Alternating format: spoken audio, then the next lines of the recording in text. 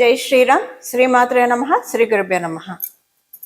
2026 సంవత్సరం ఆషాఢ మాసంలో శుక్లపక్ష ఫలితాలు. శుక్లపక్షం అంటే అమావాస్య తర్వాత మొదలుకొని పాడ్యమి నుంచి పౌర్ణమి వరకు ఉన్న ఈ పక్షం అంతా, ఈ 15 రోజులు కూడా శుక్లపక్షంగా వ్యవహరిస్తాము. ఆషాఢ మాసంలో శుక్లపక్షంలో ఎలాంటి ఫలితాలు ఉండబోతున్నాయి గోచార రీత్యా ద్వాదశ రాశుల వాళ్ళకి, ద్వాదశ లగ్నాల వాళ్ళకి? గోచారంలో గ్రహ గమనాలు మొదటగా మనం పరిశీలిద్దాం. వృషభ రాశిలో మంగళ సంచారం, మిథున రాశిలో వక్రించిన బుధుని సంచారం. వక్రించిన బుధదేవుడు 22వ తారీఖు వరకు వక్ర గమనంలో ఉండి 23వ తారీఖు నుంచి కూడా ఆయన సవ్యగతిలోకి వస్తారు. రవి 16వ తారీఖు వరకు మిథున రాశిలో సంచారం చేస్తూ 17వ తారీఖు నుంచి మిథున రాశి నుంచి కర్కాటక రాశిలోకి కర్కాటక రాశిలోకి ఆయన ప్రవేశిస్తారు. అక్కడే దక్షిణాయన పుణ్యకాలం కూడా ప్రారంభమవుతుంది. గురుదేవుడు దేవగురువైన బృహస్పతి కర్కాటక రాశిలో సంచారము.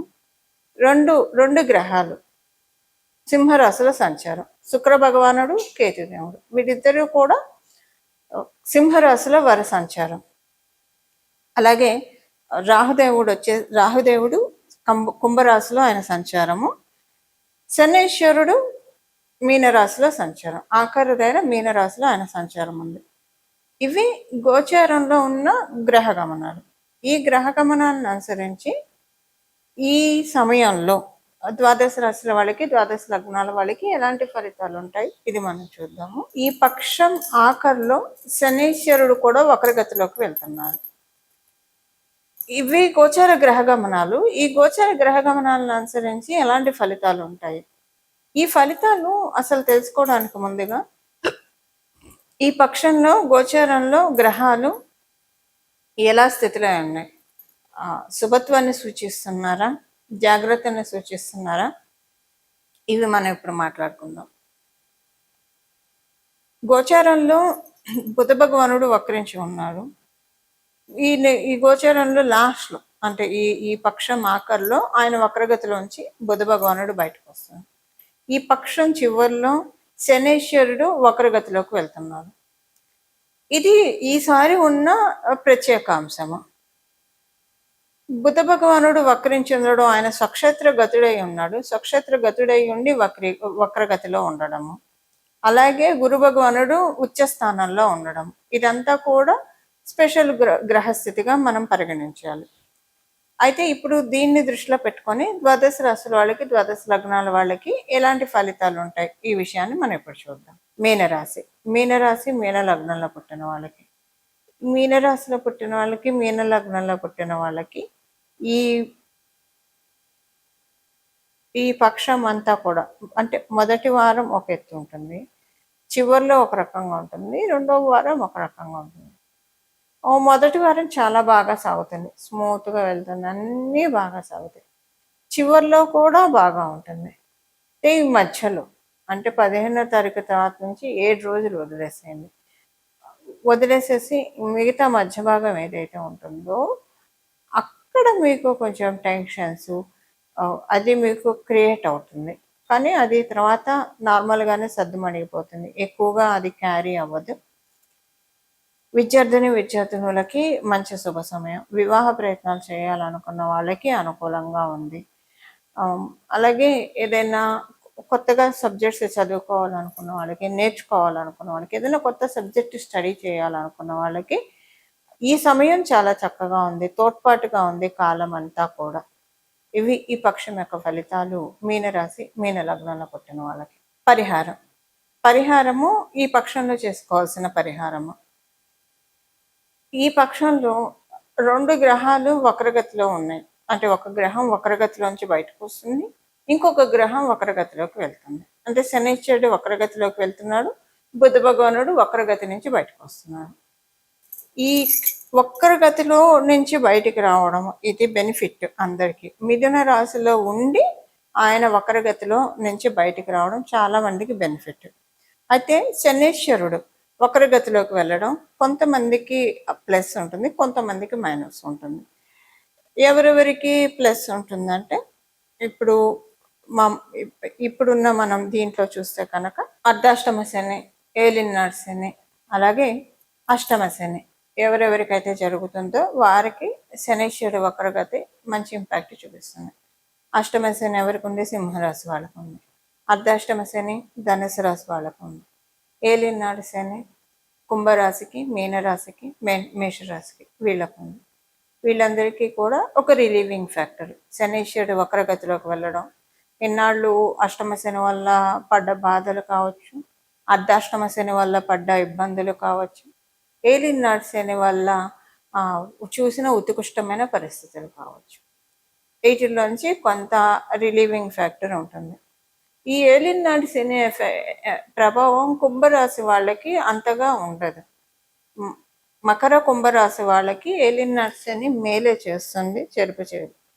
అసలు వాస్తవంగా మాట్లాడుకోవాలంటే ఏలినాడు శనిలో అందరికీ ఏదో ఒక మంచి చేసి వెళ్తాడు. ప్రతి రాశి వాళ్ళకి ఏదో ఒక మంచి చేస్తాడు. ఆయన లాస్ట్లో చేస్తాడు మంచి, మధ్యలో అయినా చేస్తాడు, ఖచ్చితంగా ఒక మంచి చేస్తాడు. అయితే మకర కుంభరాశి వాళ్ళకి ఒక స్పెషల్ ప్రివిలేజ్, ఏలినాడు శని మంచి ఫలితాన్ని ఇస్తుంది. అందువల్ల కుంభరాశి వాళ్ళకి అంత పెద్ద ఇబ్బందులు అయితే ఏం లేదు ఏలినాడు శనిలో. అలాగని కొంచెం చిన్న చిన్న ఇష్యూస్ అయితే ఉన్నాయి అంతవరకే. ఇప్పుడు వీటిలోంచి అర్ధాష్టమ శని, అష్టమ శని, ఏలినాడు శనిలో ఉన్న వాళ్ళకి కొంత ఊరట ఉంటుంది. ఆయన వక్రగతిలో వెళ్ళడం వల్ల, శనీశ్వరుడు వక్రగతిలోకి వెళ్ళడం వల్ల ఊరట ఉంటుంది. అలాగే బుధ భగవానుడు వక్రగతిలో నుంచి బయటికి రావడం, ఇది కూడా ఒక ఊరట. ఆయన స్వక్షేత్రంలో వక్రించడం అనేది అన్ని రాసుల వాళ్ళకి అంటే పూర్తిగా మంచిది కాదు అది. అదే శత్రుస్థానంలోనూ నీచ స్థానంలో ఉన్నప్పుడు వక్రిస్తే అది శుభ ఫలితాన్ని ఇస్తుంది. ఈయన వక్రగతిలో ఉంటే ఎవరికి ఎక్కువ స్పెషల్ ఫలితాలు ఉంటాయి అంటే కర్కాటక రాశికి బుధ భగవానుడు వక్రించడం వల్ల కర్కాటక రాశి వాళ్ళకి మంచి ఫలితాలు ఉంటాయి. ధనుసు రాశి వాళ్ళకి, మీనరాశి వాళ్ళకి మంచి ఫలితాలు ఉంటాయి. ఇప్పుడు చేసుకోవాల్సిన పరిహారము ఇదేంటంటే, మీరు అంటే మీకు ఒక ఐడియా ఉంటే కనుక ఒక మంత్రాన్ని తీసుకొని ఆ మంత్రాన్ని అనుష్ఠానం చేస్తూ ఇంకొక మంత్రంతో సంపుటీకరణం చేయడం. ఈ ప్రాసెస్ అందరికీ ఐడియా ఉండదు, కొంత కష్టసాధ్యం అవుతుంది. సో దాని బదులు సులువుగా ఉండేది ఒక నామం చెప్తాను, ఈ నామాన్ని జపించండి. ఈ ఈ పక్షం ఈ నామాన్ని జపించడం వల్ల చక్కటి మంచి ఫలితాలు వస్తాయి. అమ్మవారిని, అయ్యవారిని ఇద్దరిని కలిపి ఆరాధించాలి. ఇద్దరిని కలిపి నామజపం చేయాలి. ఇద్దరిని కలిపి నామజపం చేయాలి. అది పరమశివుడికి, పార్వతికి పరమశివుడికి సంబంధించింది ఒకటి, అలాగే లక్ష్మీ అమ్మవారికి, నారాయణుడికి సంబంధించింది తెలుసుకున్నాం. నమశివాయైచ నమశివాయ, నమశివాయైచ నమశివాయ, నమశివాయైచ నమశివాయ ఇలా జపిస్తే దుర్గా భవానీ శంకర్లను ఏకకాలంలో ధ్యానించినట్లు. లేదా నమో భగవతే దుర్గా భవానీ శంకరాయ, నమో భగవతే దుర్గా భవానీ శంకరాయ, నమో భగవతే దుర్గా భవానీ శంకరాయ ఇదైనా స్మరించవచ్చు. అలాగే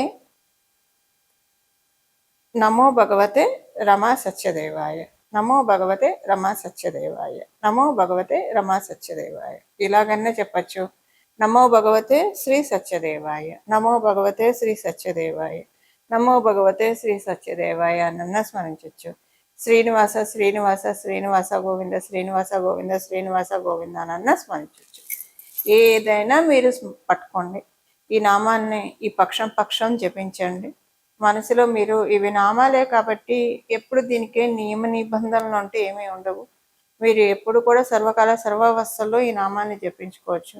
మీరు బయటకు వెళ్తున్నారు, ఆఫీస్కి వెళ్తున్నారు, లేదా ఎక్కడన్నా ఉన్నారు స్మరించుకోవచ్చు. నిద్ర పడుకున్నారు మంచం మీద, అప్పుడు కూడా నామజపానికి ఎటువంటి తప్పు లేదు, ఎలాంటి నియమాలు కూడా లేవు.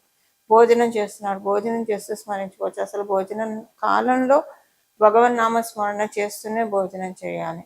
సో వంట చేస్తున్నా, ఏ పని చేస్తున్నా సరే భగవన్ నామస్మరణ చేసుకుంటూ చేస్తే కనుక ఈ పక్షం అంతా కూడా దైవబలం చక్కగా ఉన్న పక్షము, అనుకూలమైన పరిస్థితులు ద్వాదశ రాశుల వాళ్ళే, ద్వాదశ లగ్నాల వాళ్ళకి చూడడానికి అవకాశం కలిగిస్తుంది ఈ పక్షంలో ఉన్న ఫలితాలు ఈ నామజపం ద్వారా.